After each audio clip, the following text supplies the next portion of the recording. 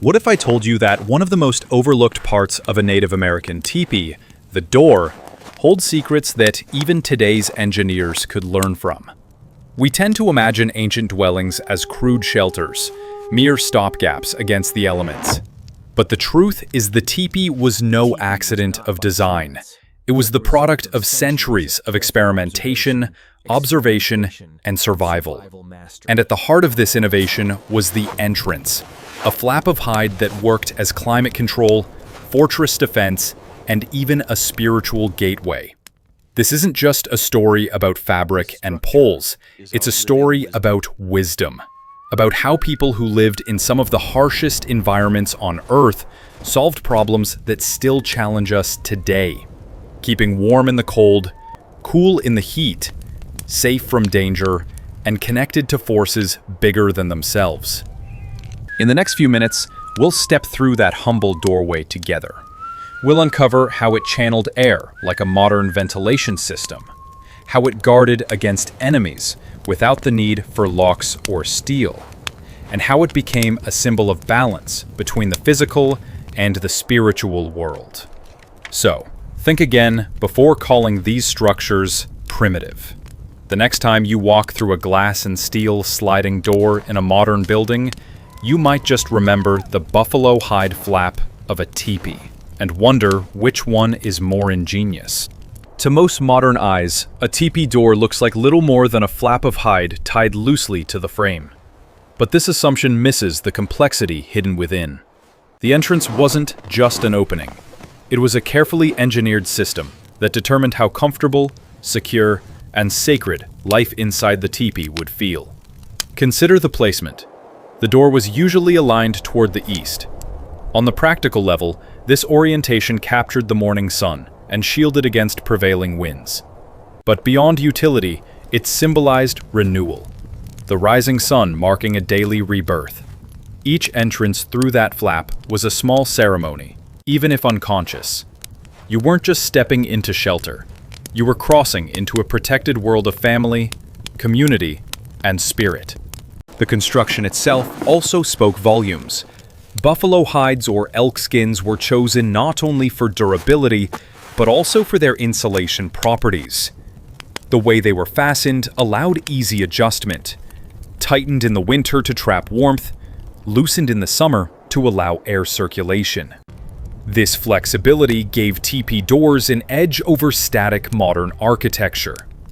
So when you look at a teepee, don't think of the poles or the canvas alone. Remember the entrance.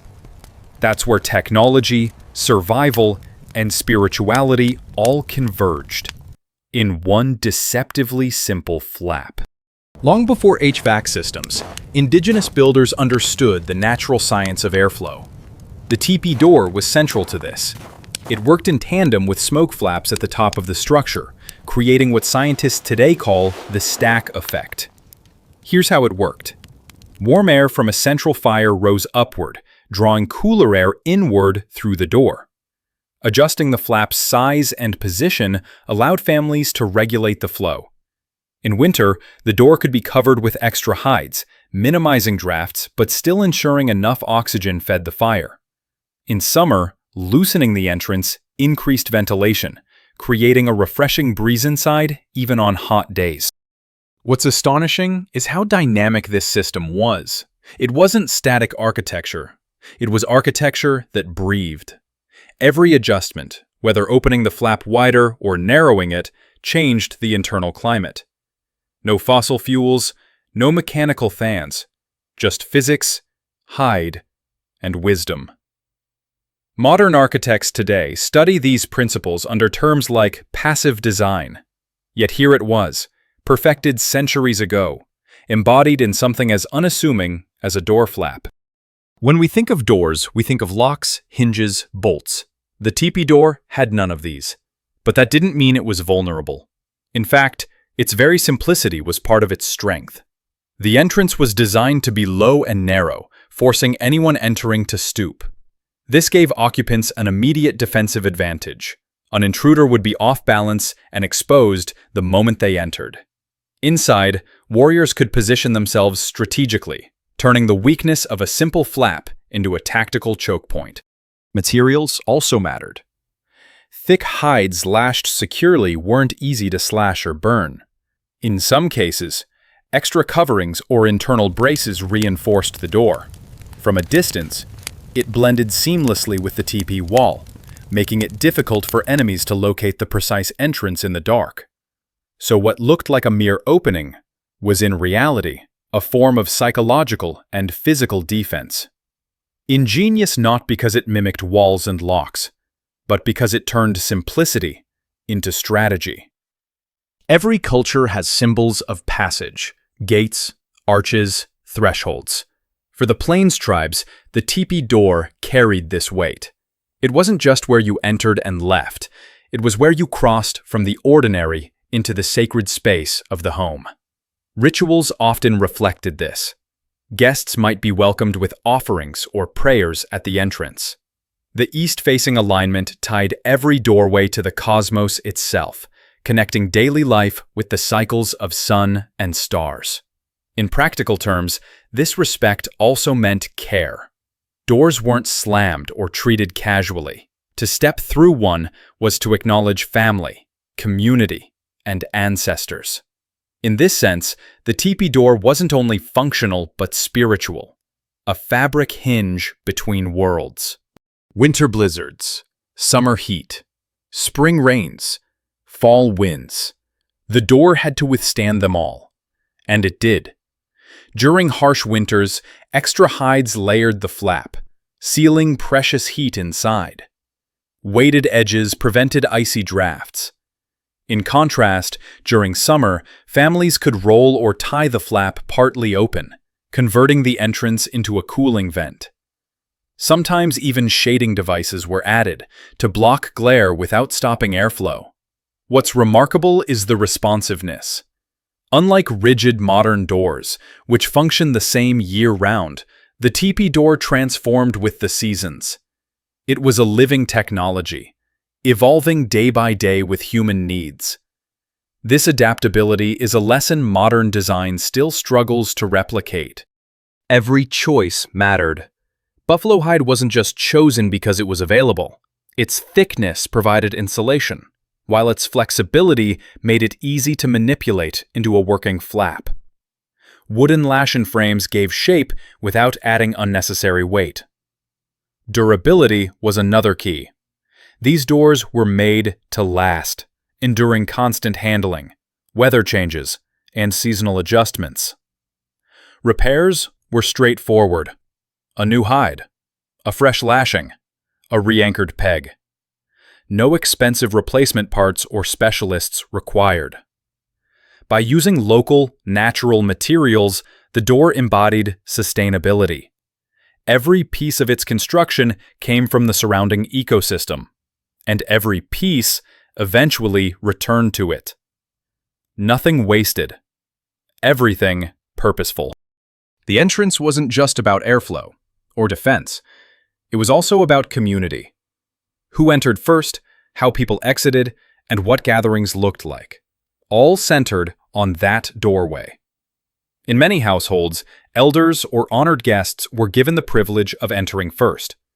Children learned respect by waiting their turn, understanding that the entrance symbolized order. During ceremonies, the door became a stage, a place where offerings were placed, where songs began, where greetings were exchanged. So while modern doors separate and privatize, teepee doors unified and ritualized.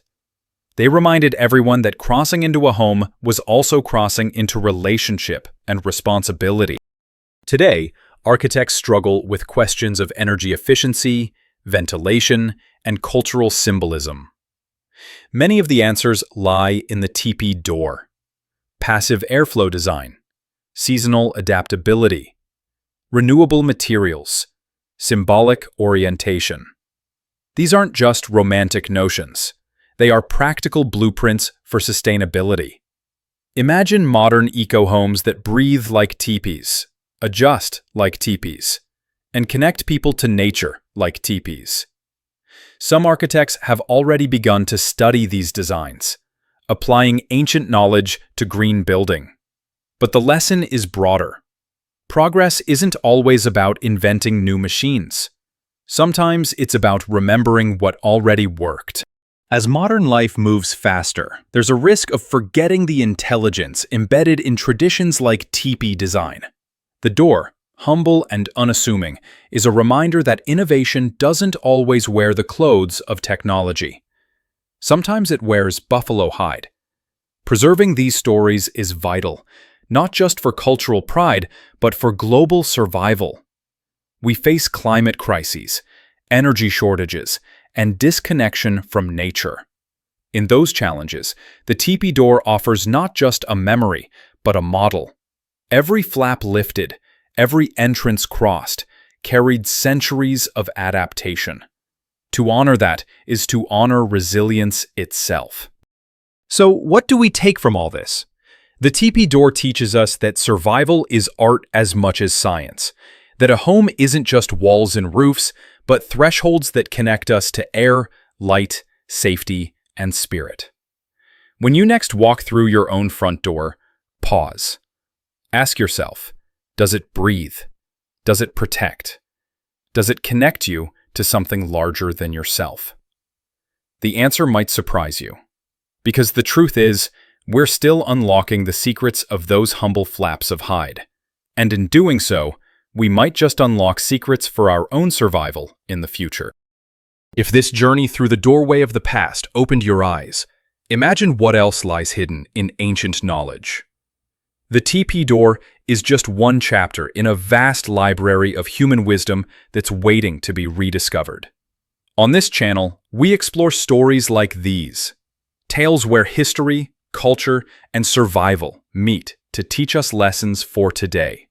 If you'd like to keep unlocking these secrets with us, don't forget to hit that subscribe button. Turn on notifications so you won't miss the next exploration into the genius of ancient peoples. And share this video, because the more we spread these stories, the more respect we bring to cultures that carried knowledge across centuries. And the more we inspire ourselves to live wisely today. So, subscribe now. And let's keep walking together through doors that don't just open homes, but open minds.